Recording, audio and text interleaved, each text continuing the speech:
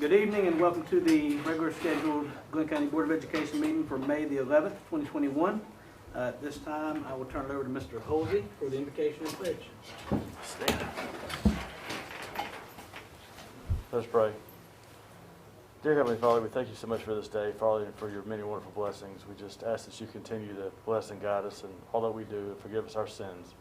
In your heavenly name we pray. Amen. Amen.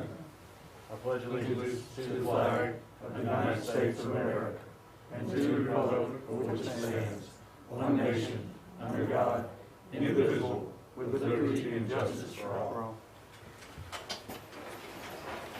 Thank you, Mr. Holsey. Yes, sir. All right. This time I will turn it over to Ms. Tate for the spotlight on Glencoe. Thank you. Good evening, everyone. Evening. Glenn Academy seniors Matthew Pendarvis and Molly Mitchell are recently named National Merit Scholarship finalists by demonstrating through distinguished performance high potential for future academic accomplishment. Since learning of this news, Molly has been awarded one of the $2,500 National Merit Scholarships available. Tonight, Ms. Mary Claire Jones is here to discuss this accomplishment and present them with their certificates.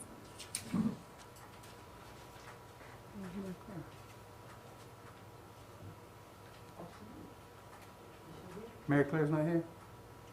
I guess you're on, Mr. Blackstone. Mr. Blackstone.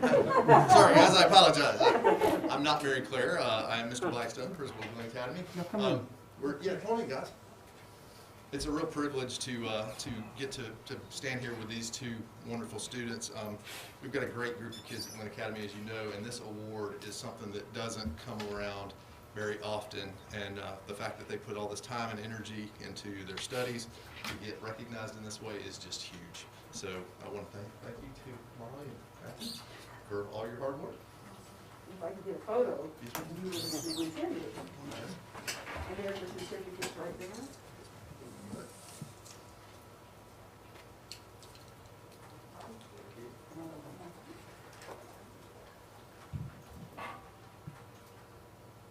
Perfect. Thank you so much. Congratulations. Congratulations.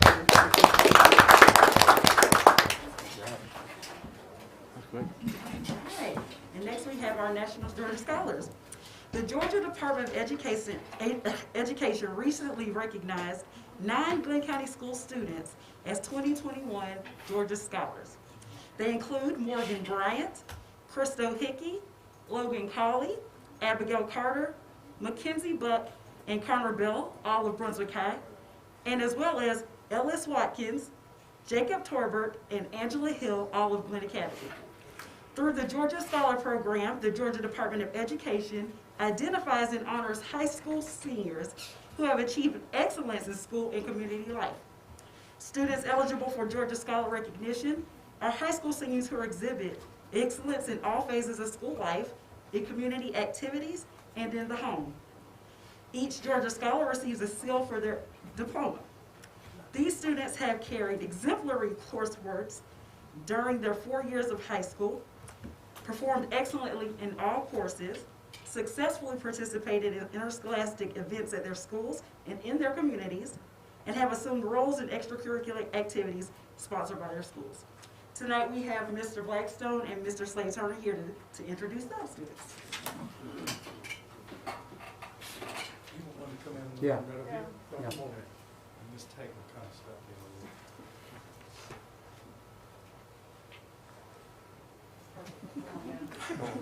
in. It's a good problem to have. And I just wanted to add, you guys heard some of the accolades and some of the things that go along with this, but one of the things that we do in Glenn County, but specifically at Brunswick High, is we're trying to make sure that our students are well-rounded. So there might have been folks in our building who academically qualified for Georgia Scholar, but they may not have had that well-rounded, all the other attributes that go along with it. So these folks are leaders in the community, at home, and in the classroom as well. So this is exactly what we were trying to get out of our high school. So congratulations, y'all. Congratulations.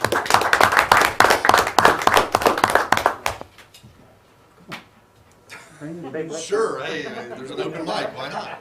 No, guys, it is a great honor again to be able to recognize both high schools in this capacity.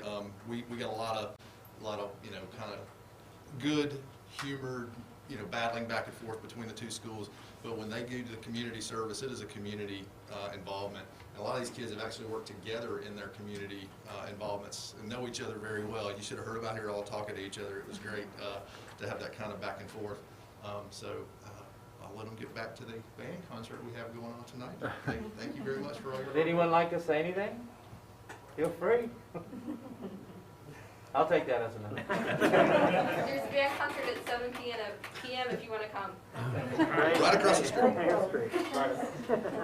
And if I could just get a quick one.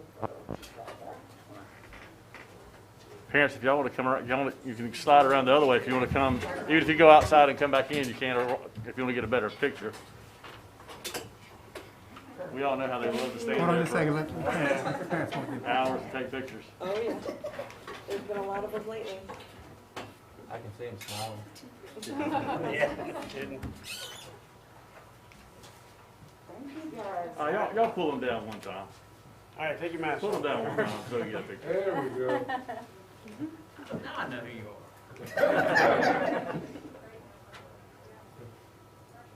Congratulations.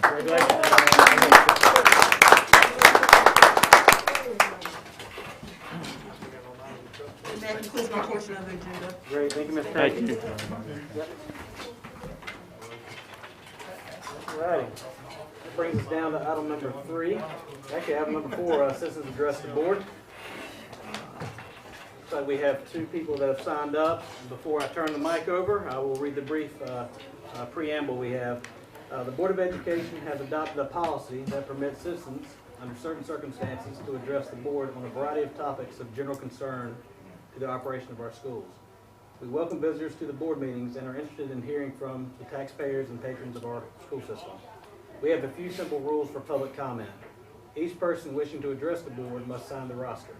Each person is limited to a 5-minute, and the public comment portion of the meeting will not exceed 30 minutes. Any citizen who has a specific complaint involving an employee must first address the issue with the superintendent, and if not resolved, then may request to speak with the board. However, certain matters involving personnel and students must be heard in closed session. The superintendent will inform you whether your complaint is one of which should be referred to an executive session with the board. By signing this sheet, you are agreeing to abide by these rules. All right, first up is Mr. Shaheen Johnson. Alrighty, good evening. Good evening. Good evening. I come to you today because I saw last board meeting that there was talk of possibly reconsidering the mask. I can tell you that I personally, and I know a few others, we're getting ready to graduate in a few weeks, and we've missed out on a lot this year. And so removing the mask and just potentially even putting out the risk of causing a spike before graduation is not something that our senior class would like to go through at all. Like, we missed out on a lot. We're just getting back to normal. We don't want to take the step back and say, we have a spike and, we can't graduate at the end of May because there's a spike. And so I hope that you guys take that into consideration, that us seniors want to graduate. We don't want to wait any longer. We've been waiting on this forever. We've had last year cut in half, missed majority of this year. That's pretty much all I got to say, but I hope you guys take that into consideration. Thank you. Thank you, Shane. Okay, that brings us up to Stacy McCarty. Hi. Hello.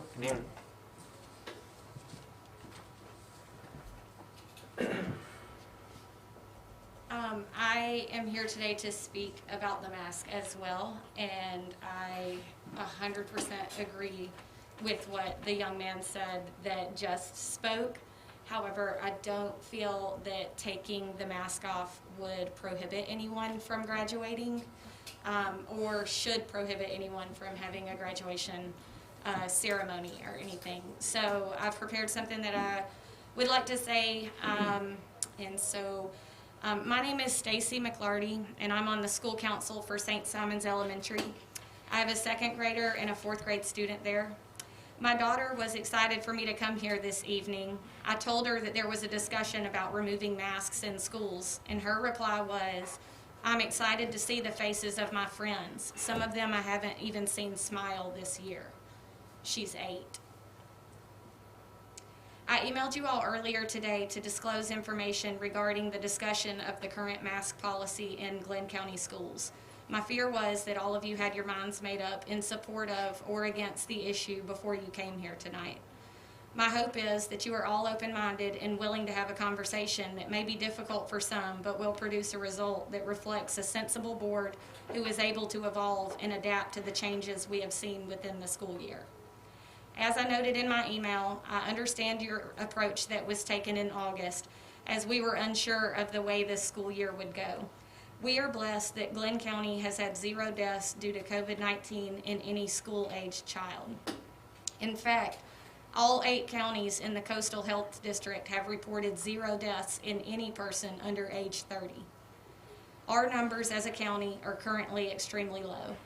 Our numbers reflect less than 10 newly diagnosed cases per week in Glynn County and less than 10 hospitalizations as well out of over 85,000 people who live here. In July, when the board voted to wear masks to school, there were over 80 cases per week and 75 hospitalizations. The numbers thankfully have decreased by over 85%, and vaccines are now available to anyone who wishes to be vaccinated. I have to ask you, what is going to be different in the fall if we can't take off the masks now? Are you setting the schools up for the scenario that if the numbers stay the exact same between now and August, that we cannot unmask at that time either? I'm asking again, if not now, then when? Sure, there are only 2 weeks left in the school year, but if we do not make the decision to evolve the plan now, when will it ever evolve into normalcy? What makes 2 months later more acceptable than now? I know you cannot answer me, as this is not a dialogue, but please ask yourselves, under what circumstances will it be time to remove the masks? My church congregation is estimated at 3,000 members, and masks are no longer required for in-person services. The Atlanta Braves Stadium has a capacity at over 41,000 people, and masks are not required. The majority of school-aged children are playing school sports and recreational sports without masks. There are local concerts, events, and parties with no masks. I know that all of these activities are optional, but my point is the vast majority of students are not wearing masks outside of school. Kids are wearing a mask to school for 7 to 8 hours and then are socializing with other kids with no mask the whole rest of the day. The schools are also still quarantining students for exposure with their masks on. If the students are playing with kids while masked only 50% of their day, are the masks really serving a purpose? If the students are quarantined for exposure while wearing a mask, are they still serving a purpose? If the students are quarantined while wearing masks for exposure, won't they be quarantined if they aren't wearing a mask as well? If so, then our masks are not serving our purpose. Saturday afternoon, just 3 days ago, I started a petition to collect signatures of supporters of making masks optional instead of mandatory. At 4 p.m. today, when I printed it, there were 426 signatures of parents from Glynn County schools supporting removing the mask mandate. I personally haven't been asked by any of the elected board members what my opinion is, but as a reminder, you all work for the people. I hope that you all have been asking parents and staff members their personal feelings on the current mask policy before placing your own vote with your own opinion. In closing, I would like to mention that a few months ago, one of you responded to an email that I had written to the board telling me, "There is such a thing as doing something for the greater good." I ask you, with 0 deaths and 10 cases out of 85,000, are you doing what is best for the greater good? Please adapt your policy to reflect and serve the current data and facts. Please do not follow a narrative just for the sake of following. Parents believed in you, and you were elected to lead. I hope that you will allow the students and staff the opportunity to see each other's smiles before the school year ends. I have a copy of the petition here that I would like to leave for y'all. So if y'all want to take a look at it, these are all the people that have signed, and I haven't gone like door to door or car to car or nothing. It was just emailing and on the internet, so for what it's worth. Thank you all for your time. Thank you.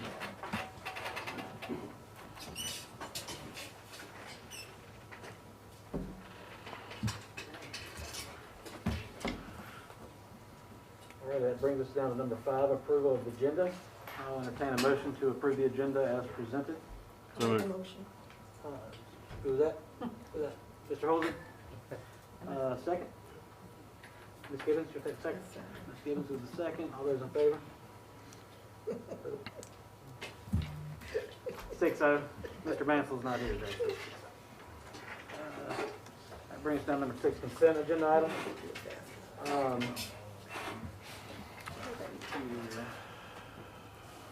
I'd like to consent 7, 8, 9, 10A, 10B, C1, D1, 2, D3, D4, D5, 6,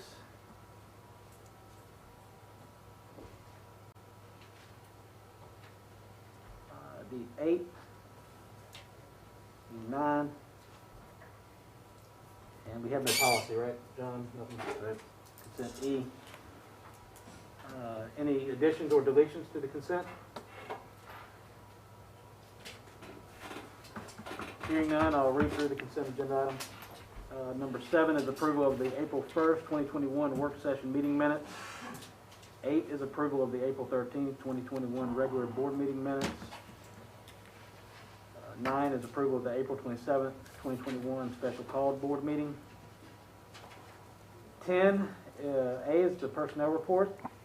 B is field trips. C1 is the good report. D is under the Finance Committee. 1 is financial report. 2 is approval of the frontline education software renewal. D3 is approval of the Houghton Mifflin haircut technology renewal. You know what? Number 4 is approval of the purchase of Chromebook carts. 5 is approval of the site application for St. Simon's Elementary replacement and revisions. D6 is approval of the pump station improvement, Robertson Tate Civil Engineering. 8 is approval of the purchase of Study Buddy devices for 21 CCLC program. And D9 is approval of the additional staff for 2021-2022. And E is the policy committee. All these were discussed in length on Thursday at our work session. I'll entertain a motion to approve the consent agenda items. So moved. Moved by Dr. Jurgen, second by Ms. Gibbons. All those in favor? Passes 6-0. That brings us down to the superintendent report, D7. Dr. Whitehead. Calendar.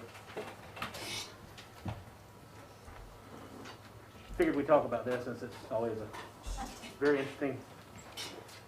So the calendar that was presented on Thursday during the work session represents a consensus from the focus committee that we put together that includes community members, school administrators, teachers, and parents, as well as board members. And I don't know if there are specific questions about the layout of the calendar. It follows the 178 instructional days that we've had in place for the upcoming years. This year was obviously different with COVID. The start date for contracted employees is the first day of August to give our new employees an opportunity to earn benefits earlier than if we have them start after that first day.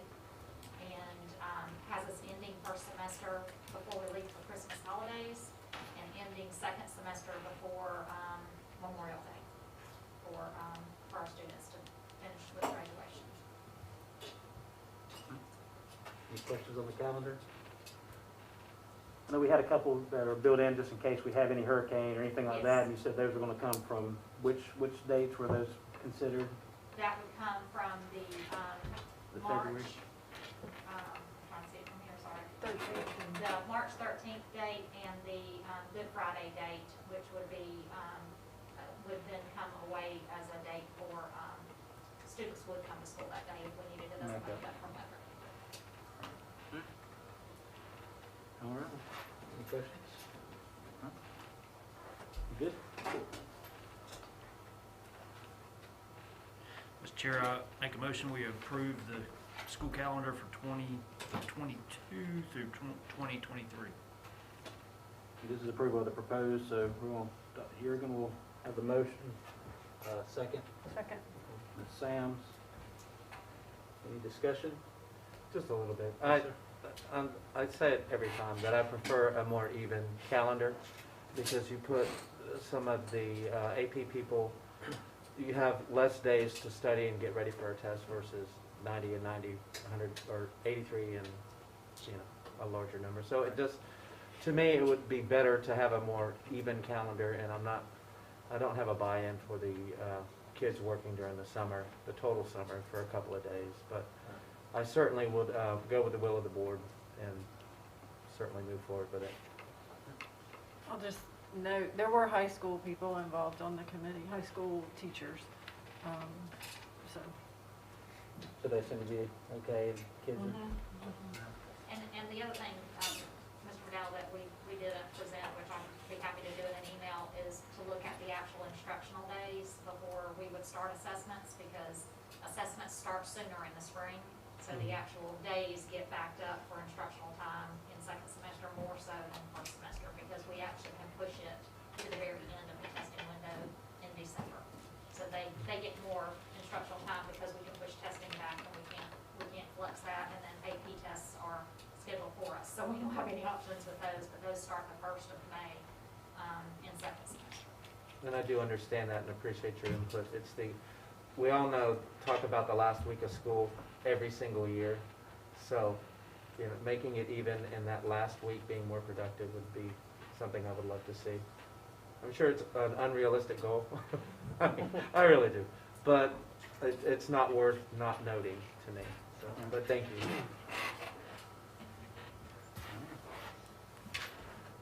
Any further discussion? All right, I'll bring it to a vote. All those in favor? Passes unanimous, 6-0. All right, brings us down to number 11. Dr. Spence? I have 3 others. First of all, the GSBA Summer Conference. Some of you stated that you wanted to go to this, so we will be in Savannah June 10th through the 12th. We will arrive on Wednesday and leave on Saturday morning after the sessions. And then B, we have an additional opportunity for training during our Gsba. We're going to have our administrators on Jekyll Island June the 14th through the 18th. And so we're going to have a lady come down from GSBA for your final 3 hours of training. It'll be from 2 to 5 on June the 17th, and then we'll have dinner with the administration, with the entire school system's administrators over there at Jekyll. In addition, I talked to Dr. Poulos, and he's going to bring his Board of Education from McIntosh over to do the training with us. So I think that's a good opportunity there. So any questions about the summer conference or the additional board training? Okay. Then finally, the mask mandate discussion. You asked that we put that on the agenda, so. Kind of open it up, I guess, for some discussion. I'm sure if anybody has anything to say. Yeah, we have less than 2 weeks left in school, and that I don't see where's a break a deal for the students to keep their mask on. They're not wearing the mask outside. They're not, you know. So I don't think it makes, to me, and to the parents that called me and spoke with me, they're agreeable of keeping the mask on throughout the school year. Great, and if everything be normal when we return in August, then we'll look at it again. Thank you, Ms. Gill. I had, of course, a couple things to say, but I'd like everybody else to finish first. You can go ahead and jump in, John, if you want. She had some. She made some points. The speaker, when she addressing the board, and I don't mind answering some of the questions that she had. One of them was, she said, "If not now, when?" And that is a very good question. And so, where do we make that pinnacle decision to take off masks? Well, we need to rely on the research that is conducted by the federal government, which is CDC, and the Department of Health, and follow their mandates and what they decide that they think is best for us, because they're the ones who do the research in that realm. She also asked, or said that asking people what they think about masks. If you ask me, and I would say I do not like a mask and I'm not wearing one at home and with my family because I'm at home with my family. I think it's being respectful and the appropriate thing to do when you're in public and you wear a mask. When you're inside a building, like it says, you know, you're supposed to wear a mask and people don't. It is a personal choice, but you can't ask or rely. I'm not going to look at my constituents and say, hey, what do you think? To get an emotional opinion and make a decision, because that's not appropriate to me. I have 3 degrees in medicine, so I have a little bit of a clue of it. I work in the emergency department, and I make my decisions based on what I see and what I learn from science. I can't make an emotional decision here on a mask mandate, even though I can't stand them. But it's the right thing to do, to me, from the research that I've seen. I got an email from her who had some great research. I don't know if you have read that yet. I'm not going to comment on it, but it was great research, and if you look into the data, it still says it said some interesting things, but I'll leave it at that. We need to make the most appropriate decision for our kids in the last 2-week period. She also said, seeing a person smile is a good goal, or seeing a person smile is a nice thing, and I think that's a wonderful thing. There's so many people that I see who now work at the hospital. I don't know what they look like if I saw them on the streets, because I've only ever seen them in a mask. It's sad, but it's the reality of where we are today. So I agree with her when she says to see a smile, because it would be a nice thing to do. But you have to make a reasonable decision based on the science. Today, I had a meeting with the VPs and the upper level people at the hospital, and we discussed the things that we discuss every single day. COVID's one of them. One thing they said to me was, they said, John, we're very appreciative of that you stand up for the mask mandate to help us out. So, and that happened this morning. They didn't know we were here, except for what they read in the paper. So I'm appreciative that just to finish the 2 weeks and we can make this decision during the summer and at the beginning of the year, I just think we need to continue what we're doing. The science says so, and I think it's the most respectful thing to do. So I appreciate what you said, and it's not that I don't agree, but you have to err on the side of science and not emotions. So thank you. Thank you, Ms. McDowell. Thank you, John, and I appreciate what you've said. And I did share an article with John that he's talked about a couple of times. I think another part of the science of this that's not as quantitative right now, but it's what is the effect of what is going on in our children. It's somewhat in part to the mask. It's also in part to just the pandemic. And there are things that we can't help and we can't control.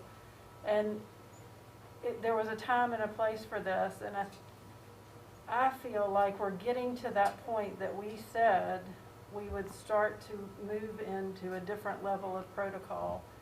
And, you know, it's, as we talked about last week, it's not really our decision, but we are here to kind of direct and guide the ship. And I think it's good for us to have a dialogue about it, because people don't generally know this, but we can't gather in a group that's not an open meeting. So this is really our only time to talk as a group of 7.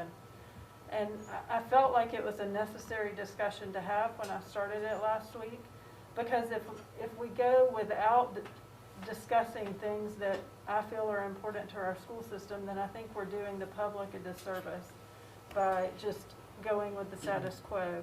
So, I mean, you know where my stance is, and I appreciate everyone's opinions. I'll say that the feedback that I've gotten is about 4 to 1 for relaxing that mandate at least some part of this year to allow the children who are developing their social emotional skills versus adults who are able to process a particular situation being a temporary impact on the way that they relate to people. So I think there's science to say that we've done a detriment to the kids in that respect.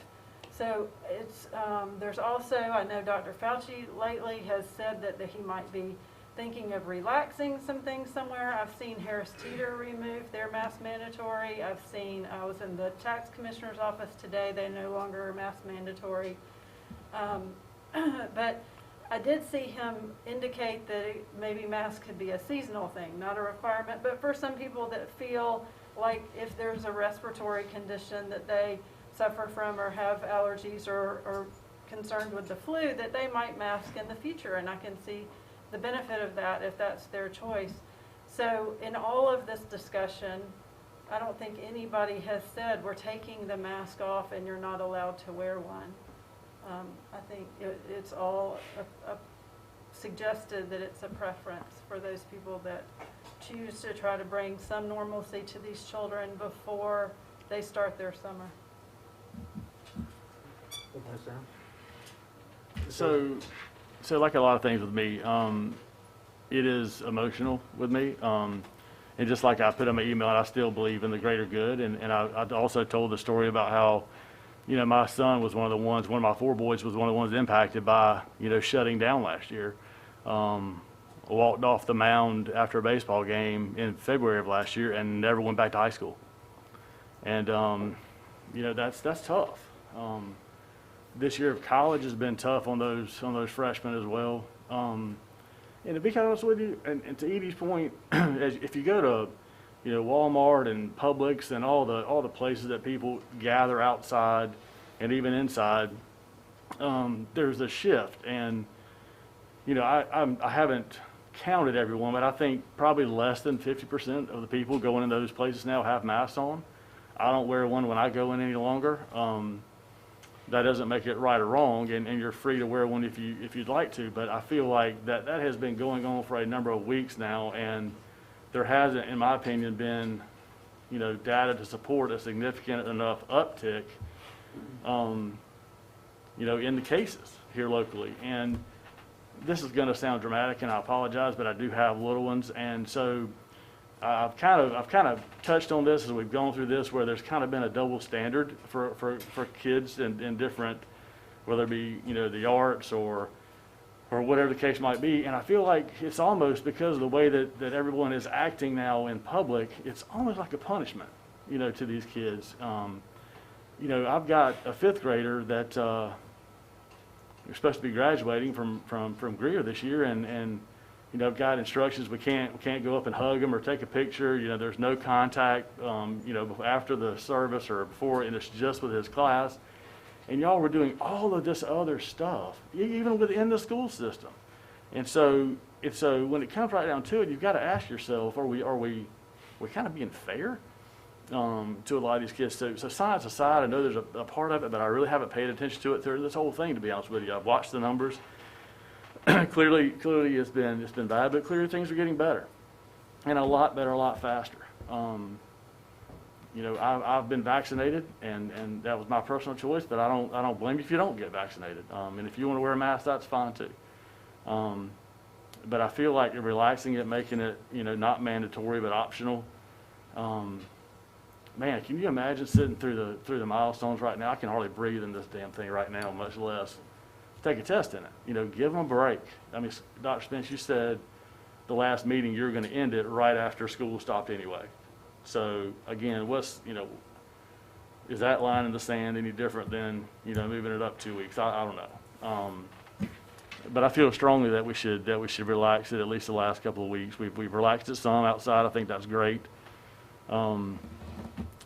But I think that these kids, especially the ones who haven't been able to be involved in the things where they haven't had to wear a mask, kind of deserve it, you know. And you know, I pray that things will continue to improve, and I think they will. I mean, all indications are that they are, at least here locally. And of course, you know, social distancing is still important. Washing your hands and all the things that you're supposed to do anyway are very important, whether it be flu or COVID. But I just feel like it's time at least to give them a little something at the last, and to make it optional. And to Edie's point, and listen, I'm the, you know, product of 2 educators, and know a lot of people, and everybody I've talked to, every single educator I've ever asked, and listen, it's a personal opinion. They hadn't said anything about the science. It is an emotional response. do away with the mask. And this was like weeks ago when I first started taking these polls. This hasn't been in the last couple of days. You know, this has been over the last month or so when we first started talking about maybe relaxing it a little bit. So, you know, I've told y'all about Ben. I've got an immunocompromised child, and, you know, are we possibly running a risk? Maybe, but I mean, he's going out. He's one of the ones playing baseball. You know, they're sharing bats and helmets and stuff still, and these kids have been fine. I believe I hate the word herd immunity, but I believe in, you know, eating dirt when you're a kid makes you more healthy. You know, I do. And I'm not a doctor, and but that's something, after raising 4 boys, something I believe in. I also believe in shaking it off a little bit. You know, that was part of the reason for my comments in the email, and I apologize if they were harsh, but you know, raising 4 boys, you get up and you knock it off. You know, you shake it off and you keep going. So and my point back then was, if you have to miss, you know, one field day, you have to wear a mask one field day out of your whole life, is it the end of the world? And that's where the greater good point came from. And I tell my boys, no, you're not gonna suffer forever if you have to wear a mask or you miss one field day. Think about all the things that have happened to other people when you consider, you know, your answer and your response to that. But I don't mean to sound preachy, because it is emotional for me, and I really feel very strongly that we should at least relax it, make it optional for teachers, for parents, for students, any visitors that come in the building. You know, it's up to you to take responsibility for your own actions and your personal health. So that's my opinion. Thank you, Mr. Holden. It's my turn now. If you want to. My stance is still the same as last week. I think we should just finish the job. We got 2 weeks left. And to the comment of where does it end, I don't think we need to wear masks next year. But finish the job now. We've done it. You know, we all have children. We all have grandchildren in the school system, and you know, every situation's a little different. You know, I'm not going to get up here and tell you, you know, about our child's class or whatever, but it's going to. I just feel like we need to just finish the job. We got 2 weeks left. Let's just trudge through it and get the job done, and the next year we start it. Thank you, Dr. Yergin. And part of me agrees with you as far as, yeah, there's only 2 weeks of finishing the drill. But the other side of me is, you know, my daughter's been quarantined twice. We've worn masks. If we don't wear masks, we're still going to be quarantined. And based on the numbers in town and our school system, None of it makes sense. yeah, it's trust me, it's been a tough year on all of us, and everybody else has to make decisions, and parents and kids and everybody. So, yeah, I'm same as I was on Thursday. I think it would strongly recommending it, is which I think I was kind of at probably at the beginning of the year anyway. But I think the masks have done their part, and you know, and the numbers have gotten down now to where a number that I believe we were trying to somewhat shoot for when we were going to start relaxing the restrictions. So based on that, that would be my comment. And, you know, ultimately it'll be up to Spence, but that's kind of how I feel is strongly recommended. Everybody, I mean, if 5 people decide not to wear a mask, the other 1,000 Nobody's are. getting kicked out of school for not No. wearing a mask. Nobody's Right. not going to walk for not wearing a mask. And I got a feeling that next year, even if it's passed, I mean, masks will be available. I mean, I never would want to say you can or you can't unless we get to a point where it's like the flu and it's just something where you can get vaccinated for, which you can now. But anyway, that's my 2 cents. The vaccination is available for students 12 and older. Right. And the biggest, you know, thing that I was worried about is like my grandmother who's in the nursing home, and that's why I didn't want to give it to my mother and her to take it to them, because they were the most compromised, if you will. And now they've had the ability to have it, and it just doesn't spread as much amongst the younger. But anyway, I understand we got 2 weeks left, but I'm definitely in favor of relaxing it some, if at all possible. But if not, I won't come hunt you down or die down. So anyway. We have 2 weeks left. The students, middle grade and high school students, are the vaccination of the shot is available to them. The shots are not available to the students in elementary. 2 weeks. we started it. I was not in the beginning of the decision when you made it, but I thought it was a very good decision. I think we should finish the school year with the students, staff, faculty wearing masks. Emotional, no, but scientifically, yes. Can I say one more thing that, this is, I want to just to say how much I appreciate the whole conversation. We have a very difficult thing that we're all talking about, and we all don't agree, to include her and him coming in and speaking to us. And we're all speaking to each other reasonably, respectfully, and trying to make a decent decision for our kids all together, and we're not on the same page. But yet, we're all working together. This is how it's supposed to be, and I just appreciate everybody's comments. Whether I agree, whatever your decision is, or whatever you think you should do, I agree that we're having a fantastic conversation for once, and I appreciate that. So Really thank you struggle, all John. for It's really struggle. that. It's It's because been Jerry's here for a not long here. time. I'm kidding, Jerry, I'm kidding. That's one thing we have had as a good board. Since I've been on the board, I think we've had a good solid board that can discuss and talk, and for the most part, so. For the most part, except for John every now and then. Just kidding. Anyway, any further discussion? I think you kind of hear where we're coming from at the end of the day. It's up to you, Dr. Spence. You know- it's no pressure. You know, and no matter what I say, I'm the bad guy one way or the other. Last March, the governor closed schools down, and like you said, your son walked off the baseball field. He didn't get to finish that. My daughter at college didn't get to play softball. I was looking today or yesterday, and I have a file folder on my computer that has everything we've done or planned in terms of getting ready to start school. The very first document was in May the 14th. And I just kind of looked through that. We started off by having stakeholder meetings and getting input from parents, getting input from community members, teachers, doctors, nurses. We got input from the Georgia Department of Education, the CDC, the DPH, and the governor. We asked you to move the start of school back in August so that our teachers would feel comfortable when they came to school and we weren't rushing to start school, and we wanted to see how other systems safely started. We did mandate masks instead of strongly encouraged. We've held schools safely since that time, while other school systems have shut down and some have not even opened. No one in this room hates this mask more than me. Not possible. Not humanly possible. I despise this thing. We started school with 70% of our kids face-to-face learning. We now have 94% of our kids face-to-face learning because our community trusts us to safely educate them.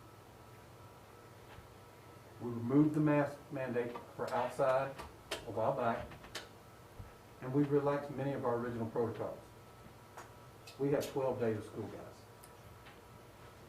During that time, we have mild tone tests at all levels that we're going to use as benchmarks this summer and next year to catch our kids up for that lost education that they had last year. We have AP exams and final exams at the high schools that will determine grade point averages, athletic eligibility, college entrance, and maybe even graduation. I would feel awful if something that I did kept one of our students from graduating or kept our students from having graduation. Brunswick High had prom Friday night or Saturday night, and it went well. We held it outside. Unique, different, yes, but we did it. And we're going to hold graduation on the 27th for Brunswick High and on the 28th for Glenn Academy outside, and we're not going to have masks on. Because on the last day of school, when the kids leave the building, the mask mandate is going to end. And I don't plan on doing it next year. And if folks want to wear masks, if it makes them feel better, then they certainly can. But we owe it to our students and our teachers and our parents to finish this school year. And so my recommendation is to finish the year.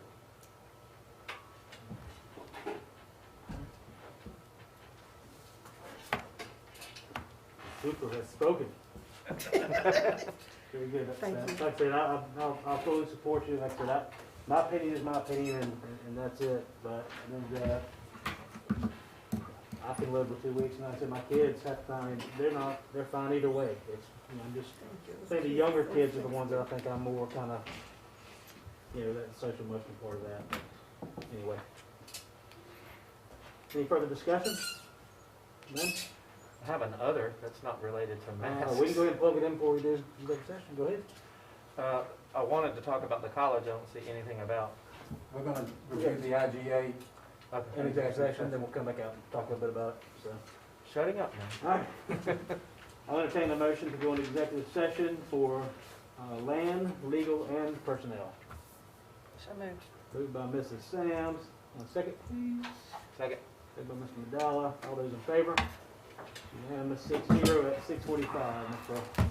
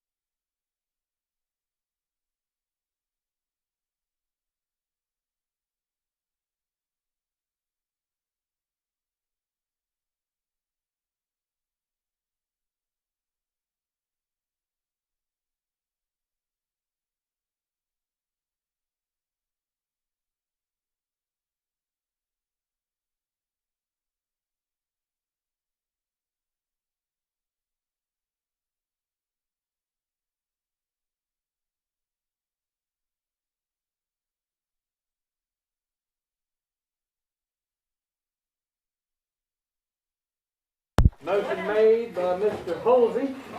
Second Oh, sorry, hold on.